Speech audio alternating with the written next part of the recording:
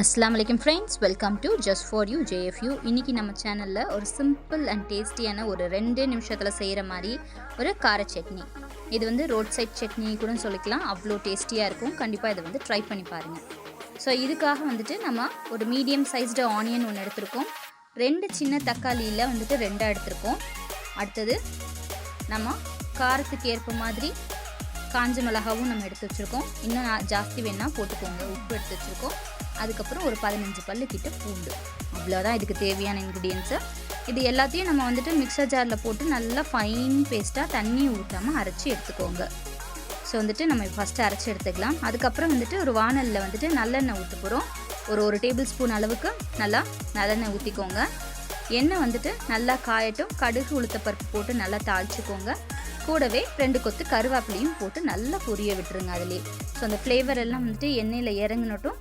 அதுக்கு அடுத்ததாக நம்ம அரைச்சி வச்சுருக்கிறத இப்போ அரைச்ச சட்னியை வந்துட்டு இந்த நல்ல எண்ணெயில் கொட்டிக்கலாம்.